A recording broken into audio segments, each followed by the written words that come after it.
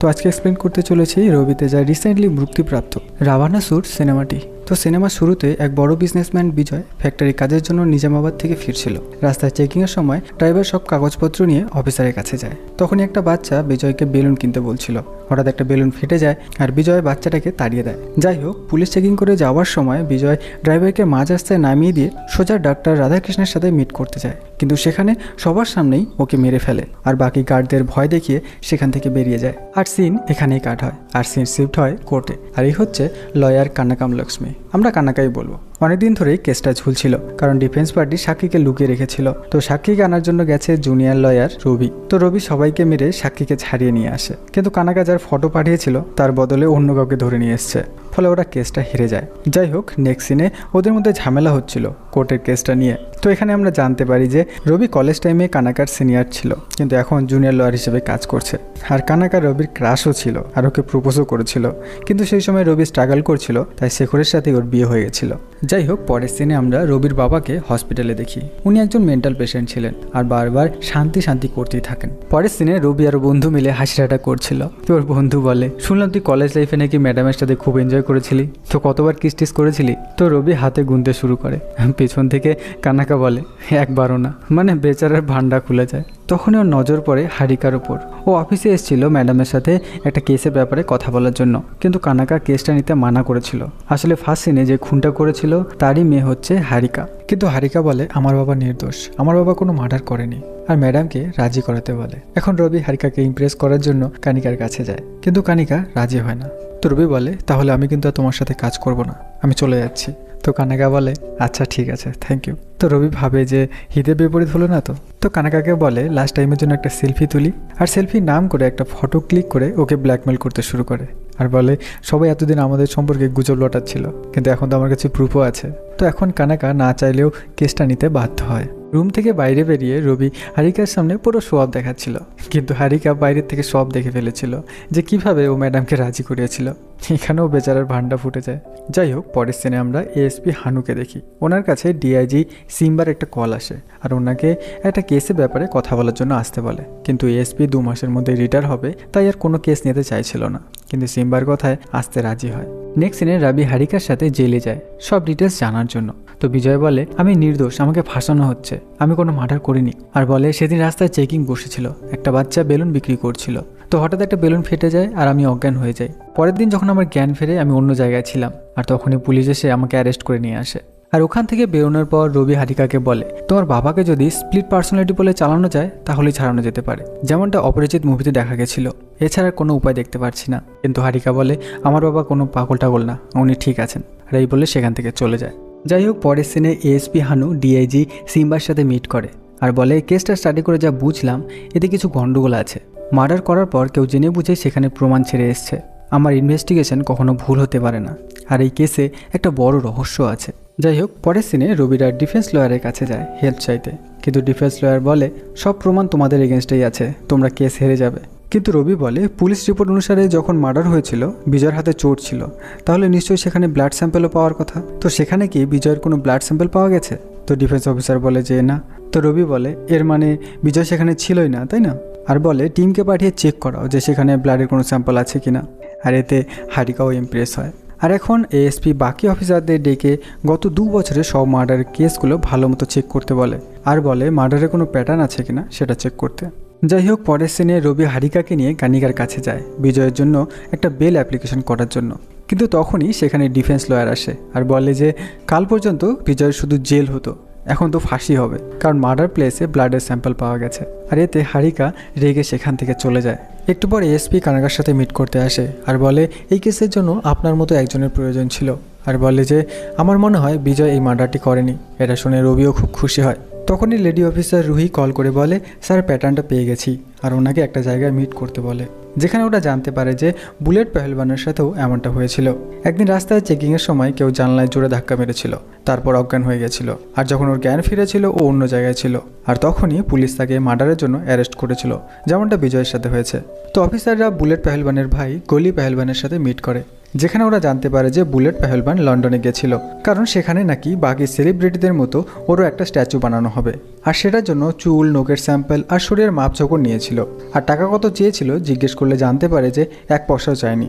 এটা শুনে এসপি সন্দেহ হয় যে মাপ নিতে এসেছিল ওর ওপর। আর সিসিটিভি ফুটেজ চেক করে ওকে আইডেন্টিফাই করে। আর ওর নাম ছিল সাকিত। আর হারিকাকে ফুটেজটা দেখালে ও বলে যে এই তো লায়ন্স ক্লাবের স্ট্যাচু বানানোর জন্য বাবার মাপ নিতে এসেছিল। তো এখন এএসপি ওর ফটোটা সব পুলিশ স্টেশনে পাঠাতে বলে। এরপর সাকিতের সন্ধান পেলে এএসপি ওকে ধরার জন্য ওর বাড়িতে যায়। কিন্তু সাকিত এএসপিকে মেরে পালানোর সময় রুহি সেখানে চলে আসে। কিন্তু একটু পরে গলি পেহেলবানও সেখানে চলে আসে আর সাকিতকে বাঁচিয়ে সেখান থেকে নিয়ে যায়। পালানোর সময় এএসপি বোতল ছুঁড়ে মারে, যেটাতে গলি পেহেলবানের হাতে চোট লাগে।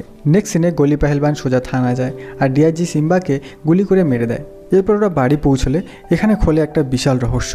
আসলে রবি গলি পেহেলবানের মুখোশ পরে ডিআইজিকে মেরেছিল। এদিকে সিএম হোম মিনিস্টারকে ডেকে ওর পদ থেকে হাঁটানোর কথা বলছিল। যাই হোক, অন্যদিকে পুলিশ ডিআইজিকে মারার জন্য গলি পেহেলবানকে অ্যারেস্ট করে আর থানায় টর্চার করতে থাকে। গলি পেহেলবান এএসপিকে বলে, স্যার কাল আমি আমার এক ফ্রেন্ডের ছেলে জন্মদিনে গেছিলাম। ওখানে অনেকগুলো বেলুন ছিল, ওর মধ্যে একটা বেলুন আমার সামনে ফেটে যায় আর আমি অজ্ঞান হয়ে যাই। পরের দিন যখন জ্ঞান ফেরে পুলিশ আমাকে অ্যারেস্ট করে নিয়ে আসে। তখনই এসপির মনে পড়ে যে আগের রাতে পালানোর সময় ওর হাতে চোট লেগেছিল। তো এসপি গলি পেহেলবানের হাতে চেক করে দেখে যে ওর হাতে কোনো চোট নেই। আর এতে এসপি বুঝে যায় যে মার্ডারটা গলি পেহেলবান করেনি। তখনই রুহি সাকিতের ডিটেলস নিয়ে আসে। ও ছোটবেলা থেকে হায়দ্রাবাদেই থাকতো, কিন্তু নিউ ইয়র্ক থেকে থিয়েটার আর ফিল্ম মেকিংয়ের ডিপ্লোমা করেছিল। আর ও আগের বছর 3টা সিনেমাও করেছে as a makeup artist. Recently ওর এগেনস্টে একটা এফআইআরও হয়েছিল আর কেসটা করেছিল অ্যাক্টর ব্রহ্মানন্দম। কারণ সিনেমায় কিছু একটা গন্ডগোল হয়েছিল, যার জন্য ব্রহ্মানন্দম শ্যুট করতে মানা করেছিল। কিন্তু সাকিত ওনার একটা ডুপ্লিকেট বানিয়ে সিনেমাটা কমপ্লিট করেছিল। আর রুহি একটা ভিডিও দেখায় যেটাতে বোঝাই যাচ্ছে না যে কে আসল আর কে নকল। তো এসপি গলি পেহেলবানের একজনকে ডেকে জিজ্ঞেস করে যে ওদের 2 ভাইয়েরই কি মাপ নিয়েছিল। তো বলে যে হ্যাঁ, আর এই কেসটাও হ্যান্ডেল করেছিল লয়ার কানাকা। এরপর সিন শিফট হয় 6 মাস আগে, যেদিন রবি সাকিতের কাছে প্রস্থেটিক মেকআপ সম্পর্কে জেনেছিল। সাকিত ওকে বলে ডুপ্লিকেটকে চেনা অসম্ভব যতক্ষণ না ও একদম তোমার কাছে আসছে। আরও এটাও জানতে পারে যে সামনের জন্য মাপ ঠিকমতো জানা থাকলে ওকে হুবহু কপি করা যেতে পারে। যাই হোক, এরপর একদিন সাকিত ওর গার্লফ্রেন্ড জানকির সাথে মিট করায় আর ওর গার্লফ্রেন্ডের বার্থডেতেও ইনভাইট করে। আর বার্থডের দিন রবি সাকিতকে প্রচুর পরিমাণে ড্রিঙ্ক করায় আর ওর গার্লফ্রেন্ডকে কিডন্যাপ করে অন্য জায়গায় আটকে রাখে আর ওকে বাধ্য করে ওর জন্য মেকআপ করতে আর বন্দুক পেহেলবানের ছবি দেখিয়ে ওর মতো হুবাহু মাস্ক বানাতে বলে। এখন সিন চলে আসে প্রেজেন্টে। এসপি ব্রহ্মানন্দমের কেসটার ব্যাপারে কথা বলার জন্য কানাকার কাছে যায়। তো কানাকা একটু বিজি ছিল, তাই রবির সাথেই কেসের ব্যাপারে কথা বলতে বলে। তখন এসপি চোখ যায় রবির হাতের দিকে। হাতের চোটটা দেখে বুঝে যায় যে আগের দিন রবিই ছিল। তো এসপি রুহিকে বলে যে কেসটা সলভ হয়ে গেছে। তো রবি বলে কেস সলভ করা এত সহজ না, কোর্টে প্রমাণ করতে হবে তো স্যার। আর এখানেই শুরু হয় রবি ভার্সেস এসপি। নেক্সট সিনে এসপি হারিকাকে জিজ্ঞেস করে যে তুমি রবিকে কেমন ছেলে ভাবো। তো হারিকা বলে যে ভালো ছেলে, হাসি ঠাট্টা করে আর একটু অ্যাট্রাকটিভও। তো অফিসার বলে এই তো সমস্যা, ভালো মানুষ যে মানুষকে বোকা বানাচ্ছে। আর বলে ওই রাধাকৃষ্ণকে মেরে তোমার বাবাকে ফাঁসিয়েছে। আর তোমার কেস নেওয়ার জন্য কানাকাকে রাজি করা, ব্লাড স্যাম্পল কালেক্ট করা সব কিছু ওর প্ল্যানের একটা পার্ট ছিল। তাই হারিকাকে একটু সাবধানে থাকতে বলে। এরই মাঝে রবি আর ওর গার্লফ্রেন্ডের একটা ইন্টিমেটেরও সিন দেখানো হয়। যাই হোক, এরপর হারিকা সবার কাছ থেকে রবির সম্পর্কে জানতে শুরু করে আর রবির বন্ধুর কাছেও রবির ব্যাপারে জিজ্ঞেস করেছিল। তো এটা শুনে রবি খুব রেগে যায় আর শ্রীকান্তকে কল করে বলে আমার আরেকজনের ডুপ্লিকেট লাগবে, তৈরি করো। এখন রাতে রবি শেখরকে প্রচুর পরিমাণে ড্রিঙ্কস করায় আর ওকে সাকিতের কাছে নিয়ে যায়। আর রবি শেখরের মোবাইল থেকে হারিকাকে আজে বাজে মেসেজ করতে থাকে। এদিকে সাকিত শেখরের হুবাহু মাস্ক তৈরি করে ফেলে, যেটা পরে রবি হারিকার বাড়িতে যায় আর ওর সাথে খারাপ কিছু করতে চায়। গার্ডরা ওকে আটকাতে আসলে ওদেরও পেটায়। এরপর ওর সাথে জবরদস্তি করে আর ওকে মেরে ফেলে। পরের দিন যখন শেখর বাড়ি ফেরে, পুলিশ হারিকার মার্ডার কেসে ওকে অ্যারেস্ট করে আর ওদের কনভারসেশনটা দেখায়, যেটাতে শেখর আর কানিকা দুজনেই শক হয়ে যায়। নেক্সট সিনে হসপিটালে হারিকা মারা যাওয়ার জন্য রবি সেখানে গিয়ে দুঃখী হওয়ার নাটক করছিল। তো এসপি বলে তুই আগে শুধু মার্ডার করেছিলি, কিন্তু এবার রেপ করে একটা বড় ভুল করে ফেলেছিস। এবার ডিএনএ রিপোর্টে তুই অবশ্যই ধরা পড়বি। তো রবি বলে যে আমাকে ধরা অতটা সহজ না। আসলে রবি যে চাকুটা দিয়ে মার্ডার করেছিল ওতে শেখরেরই ফিঙ্গারপ্রিন্ট ছিল আর ওই বিছানায় শেখরেরই চুল আর শেখরেরই স্পার্ম ফেলে এসেছিল। আসলে শেখর আর কানিকা ইনফার্টিলিটির ট্রিটমেন্ট নিচ্ছিল আর যেই স্যাম্পলটা টেস্টের জন্য দিয়েছিল সেটাই ওখানে ফেলে এসছে। মানে প্ল্যানটা ভালোই সাজিয়েছে। আর এসপিকে বলে আরও অনেক মার্ডার বাকি আছে, আগে দেখুন আরও কী কী হয়। নেক্সট সিনে আমরা রবির আরেকজন সাথী ভীমকে দেখি, যে সাকিদের গার্লফ্রেন্ডকে আটকে রেখেছিল। যাই হোক, সাকিদ এইসব নিউজ দেখে খুব ভয় পেয়ে যায় যে ওর গার্লফ্রেন্ডের সাথে এমন কিছু হয়নি তো। আর রবি এলে রবির কলার চেপে ধরে। তো রবি বলে যে কাল তোমার গার্লফ্রেন্ডের বার্থডে আছে, তো কালকে তোমাকে লাইভ ভিডিও দেখাবো। তো পরের দিন রবি যখন জানকির ওখানে যায়, ওখানে জানকি ছিল না, শিকলটা খোলা ছিল। তখনই জানকি পিছন থেকে রবির মাথায় বাড়ি মেরে সেখান থেকে পালিয়ে যায়। কিন্তু পালানোর সময় একটা গাড়ির সামনে চলে আসে আর অ্যাক্সিডেন্ট হয়ে যায়। পরের দিন হসপিটালে জানকি ডক্টরকে সব বলার চেষ্টা করছিল, কিন্তু রবি সেখানেই ছিল, যার জন্য কিছুই বলতে পারছিল না। আর রবি ওকে হসপিটাল থেকে ছাড়িয়ে নিয়ে আসে। কিন্তু ডক্টর দীনেশের কেমন যেন সন্দেহ হয়, তাই সিসিটিভি ফুটেজ নিয়ে অফিসারদের কাছে যায় আর সব ঘটনা বলে। তো অফিসাররা বুঝতে পারে যে রবি সাকিদের গার্লফ্রেন্ডকে কিডন্যাপ করে ওকে দিয়ে এইসব কাজ করাচ্ছে। তো ওরা যদি সাকিদের গার্লফ্রেন্ডকে বাঁচাতে পারে তাহলে সাকিদ হয়তো পুলিশকে বয়ান দেবে। আর রবি ওর বন্ধুর কাছ থেকে জানতে পারে যে ডক্টর দীনেশ পুলিশকে সব বলেছে। তো ওরা ডক্টর দীনেশকে কিডন্যাপ করে নিয়ে আসে আর ওর একটা মাস্ক বানায়। এদিকে এসপি জানতে পারে যে ডক্টর দীনেশ কাল থেকে বাড়ি ফেরেনি। আর তখনই ওর একটা কল আসে আর বলে যে ডাক্তার দীনেশ আপনাকে মারতে আসছে, কিন্তু সে ডাক্তার দীনেশ নয়, ওর ছদ্মবেশে অন্য কেউ। তখন এসপি বুঝে যায় যে এটা সাকিদই কল করেছে আর ওকে পুলিশের কাছে সারেন্ডার করতে বলে। কিন্তু তখনই সাকিদের সাথে কিছু একটা হয় আর ফোনটা ঝুলতে থাকে। এদিকে রবি ডক্টর দীনেশের ছদ্মবেশে এএসপিকে গুলি করতে যায়। তখন এএসপি আর রবির মধ্যে গোলাগুলি হয় আর সেখান থেকে পালানোর সময় এএসপি ওকে গুলি করে মেরে দেয়। এরপরে এএসপি ওর মুখোশ খোলার চেষ্টা করছিল, কিন্তু খুলছিল না। তখন বাকি অফিসাররা বলে, আপনি ওকে মারলেন কেন স্যার? আমরা তো এখনই ওকে চেক করে ভেতরে পাঠালাম। তো কাহিনীটা ছিল এরকম যে রবির সাথে দীনেশকে যা গিয়ে বলে যে রবি তোমাকে মেরে ফেলবে, বাঁচাতে পারলে একমাত্র এসপি স্যারই বাঁচাতে পারে, তুমি তাড়াতাড়ি এসপির কাছে যাও। আর যখনই দীনেশ এসপির অফিসের দিকে যাচ্ছিল, রবি সেখান থেকে বেরিয়ে যায় আর ডক্টর দীনেশই সেখানে মারা পড়ে আর রবি সেখান থেকে পালিয়ে যায়। যাই হোক, পরের সিনে শ্রীকান্তের রিকোয়েস্টে রবি জানকির সাথে ওর ভিডিও কলে কথা বলায়। এদিকে ডক্টর দীনেশকে মারার জন্য এএসপির উপরে ইনকোয়ারি শুরু হয়। এরপর একদিন শ্রীকান্ত রবিকে অজ্ঞান করার ইঞ্জেকশন লাগিয়ে রবির মোবাইল নিয়ে সেখান থেকে পালিয়ে যায়। রাস্তায় রবির মোবাইল থেকে ওর সাথীকে মেসেজ করে ওকে ডেকে আবার ফিরে যেতে বলে, যাতে জানকি কোথায় আছে সেটাও জানতে পারে। এদিকে যখন রবির জ্ঞান ফেরে ও ভীমকে কল করে, তো ভীম জানতে পারে যে রবি মেসেজ করেনি। তখনই শ্রীকান্ত পিছন থেকে ভীমের উপর অ্যাটাক করে আর ওকে মেরে চাবি দিতে বলে, কিন্তু ভীম চাবিটা বাইরে ফেলে দেয়। তো শ্রীকান্ত হাতুড়ি দিয়ে শিকলটা ছিঁড়ে সেখান থেকে পালাতে থাকে, কিন্তু তখনই সেখানে রবি চলে আসে আর ওদের মধ্যে একটা ফাটাফাটি অ্যাকশন হয় আর জানকির গলায় ছুরি ধরে ওকে আবার কাজ করতে বলে। যাই হোক, পরের সিনে আমরা রবির গার্লফ্রেন্ডকে দেখি। পুলিশ জিজ্ঞাসাবাদের জন্য সেখানে যায়। পুলিশ চলে গেলে রবি সেখানে আসে, কিন্তু তখনই সেখানে পুলিশ আবার চলে আসে আর পুলিশ ওকে জিজ্ঞাসাবাদের জন্য নিয়ে যেতে চায়। কিন্তু রবি তো লয়ার ছিল, নানান ধরনের ল আর সেকশন শোনাতে থাকে যে আপনাদের কাছে ওয়ারেন্ট আছে কিনা এইসব। তো রুহি বলে যে স্যার ওর সাথে অত কথা বলে কী হবে, ওকে মেরে চলেন কেসটা ক্লোজ করে মটন বিরিয়ানি খেয়ে আসি। কিন্তু তখনই রবি ড্রিল মেশিনটা ওর গার্লফ্রেন্ডের গলায় টানিয়ে ধরে আর ওকে মেরে ফেলার ধুমকি দিয়ে সেখান থেকে পালিয়ে যায়। আর রাতে যখন রুহি বাড়ি ফেরে, রবি সেখানে আগের থেকেই ছিল। আর তখন যেহেতু বিরিয়ানির কথা বলেছিল, তাই নিজের হাতে রান্না করে ওকে জোর করে বিরিয়ানি খাওয়াতে থাকে। আরেক সময় বলে যে ও যে বিরিয়ানিটা খাচ্ছে ওটা ওর পোষা কুকুরের, যদিও সেটা কুকুরের বিরিয়ানি ছিল না। এরপর ভয়ে রুহি 6 মাসের ছুটির জন্য আবেদন করে আর এএসপিকে একটা চিরকুট দিয়ে সেখান থেকে চলে যায়, যেটাতে রবির বাবার সম্পর্কে জানিয়েছিল। এরপর এএসপি রবির বাবার সাথে কথা বলে, কিন্তু ওর বাবা তো শুধু শান্তি শান্তিই করতো। তো সিস্টারের কাছে জিজ্ঞেস করে জানতে পারে শান্তি 2 বছর আগে ওনার ট্রিটমেন্ট করেছিল। তো এসপি ডক্টর শান্তির সাথে মিট করতে চায়, কিন্তু সিস্টার বলে যে আগের বছর কেউ ওকে মার্ডার করে দিয়েছে। এরপর এসপি ডক্টর শান্তির সম্পর্কে সব তথ্য বের করে আর সব ব্যাপারগুলো বুঝতে পারে।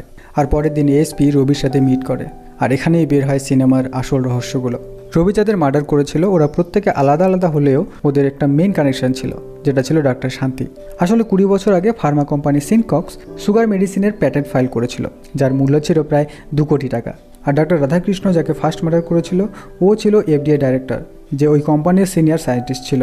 মেডিসিন রিলিজ হওয়ার কয়েক বছরের মধ্যেই জানতে পারে যে এতে মানুষের ভুলে যাওয়ার রোগ হতে পারে। আর রবির বাবারও ভুলে যাওয়ার রোগ ছিল। আর রবি যখন ছোট ছিল ওর বোন উপর থেকে নিচে পড়ে যায়, কিন্তু ওর বাবা তখন হাত তালি দিচ্ছিল। এতে রবি খুব খারাপ পেয়েছিল। এরপর ওর মা এসব সহ্য করতে না পেরে ওর মাও মারা যায়। তারপর থেকে রবি ওর বাবার দেখাশোনা করে। রবির বাবার মতো অনেক পেশেন্টকে দেখার পর শান্তি বুঝতে পেরেছিল একটা প্যাটার্ন। এর মধ্যে অনেক পেশেন্টই ভুলে যাওয়ার রোগ ছিল। আর ওদের মধ্যে আরেকটা জিনিস কমন ছিল, যেটা হচ্ছে যে প্রত্যেকে সিনকক্সের সুগারের মেডিসিন খেয়েছিল। এই মেডিসিনটা বাইরের দেশে ব্যান্ড ছিল, কিন্তু তবুও আমাদের দেশে এটা বেচাকেনা হচ্ছিল। এরপর ডাক্তার শান্তি এইসব সিনকক্স কোম্পানির R&D হেডকে বলে, আর ও ছিল হারিকা মানে বিজয়ের মেয়ে। আর ডক্টর শান্তি ওকে মেডিসিনের মেডিকেল ট্রায়ালের কথা বলে। এরপর বিজয়, ডক্টর দীনেশ আর হারিকা মেডিসিন টেস্ট করার জন্য কিছু অনাথ বাচ্চাকে সিলেক্ট করে, কারণ এই বাচ্চাদের কিছু হলে ওদের আগে পিছে বলার মতো কেউ ছিল না, আর এতে ওদের নামও খারাপ হবে না। এরপর ডাক্তার দীনেশ 35 জন বাচ্চার উপর ওই ইঞ্জেকশনটা ইনজেক্ট করে, যার মধ্যে 7 জন মারা যায় আর অনেক বাচ্চাদের মধ্যে ভুলে যাওয়ার রোগটা দেখা দেয়। যখন ওরা মেডিসিনের সাইড এফেক্ট সম্পর্কে জানতে পারে তো ওরা ডাক্তার শান্তিকে ডেকে 2 কোটি টাকার অফার করে, কিন্তু ডাক্তার শান্তি ওই অফারটা নিতে মানা করে আর কোর্টে গিয়ে কেস করে দেয়। হারিকারা হাইকোর্টে কেসটা জিতে যায়, কিন্তু ডাক্তার শান্তি সুপ্রিম কোর্টেও যেতে পারে আর এতে কেস 5 থেকে 10 বছরও ঝুলতে পারে। এই ভয়ে ওরা এটার একটা পার্মানেন্ট সলিউশন বের করে। এরপর ওরা দুজন গুন্ডা গোপী পেহলবান আর বুলেট পেহলবানকে হায়ার করে আর ওদের 20 লাখ টাকা দিয়ে ডাক্তার শান্তিকে মার্ডার করতে বলে, কিন্তু কেস চলাকালীন যদি মার্ডার হয় তাহলে ওরা ফেসে যেতে পারে।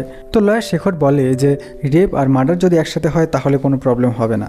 পরের সিনে গলি পেহলবান আর বুলেট পেহলবান ডাক্তার শান্তিকে মারছিল আর হারিকা এইসব ভিডিওতে দেখছিল, আর পরের দিন ওকে মেরে একটা ফাঁকা জায়গায় ফেলে আসে। রবি সেদিন ডিসাইড করেছিল যারা এর সাথে জড়িত আছে সবাইকে মেরে ফেলবে।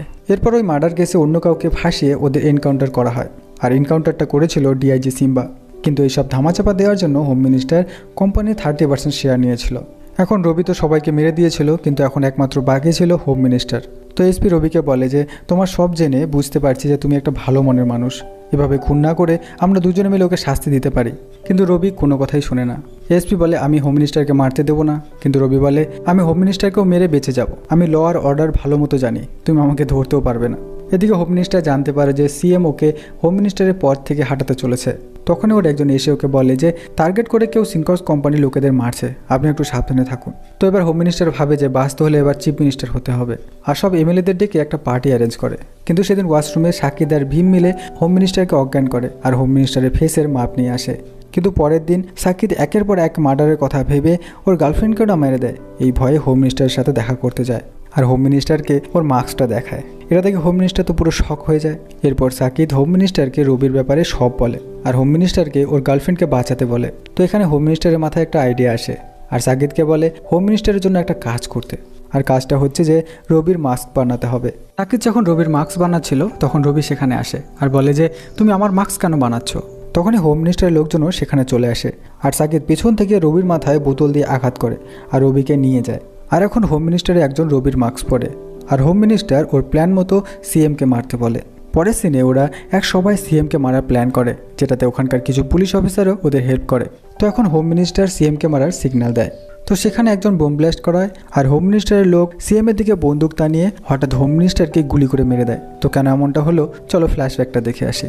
তো যখন হোম মিনিস্টারের গুন্ডারা রবিকে মারতে যাচ্ছিল তখন একটা ফাটাফাটি অ্যাকশন সিন আসে আর সেখানে সবাইকে মেরে সেখান থেকে পালিয়ে আসে আর ও ছদ্মবেশীকে মেরে দিয়ে ও নিজেই সবাই গেছিল।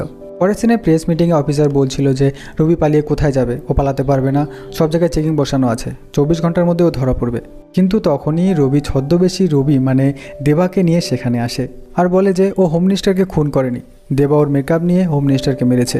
আর যারা এসব করেছে তারা ভাবছে যে আমি মারা গেলে কেসটা ক্লোজ হয়ে যাবে, তাই আমাকেও মারতে এসেছিল, তাই আমি সেলফ ডিফেন্সে ওকে মেরে দিয়েছি। তখন রবি মাস্কটা খুলে সবাইকে দেখায়, কিন্তু অফিসার বলে ড্রামা বন্ধ কর, তুই মেকআপ আর্টিস্ট সাকিদের হেল্প নিয়ে এই মার্ডারগুলো করেছিস। তখনই সাকিদ ওর গার্লফ্রেন্ডকে নিয়ে সেখানে আসে আর এখানে আরেকটা ফ্ল্যাশব্যাক দেখানো হয়। যেদিন সাকিদ জানকিকে বাঁচাতে গেছিল সেদিন রবি সাকিদকে সব বলেছিল আর সব শোনার পর সাকিদ ওর নিজের ইচ্ছায় রবিকে হেল্প করতে রাজি হয়েছিল আর এরপর ওরা 3 জন মিলে সব প্ল্যানগুলো করেছিল।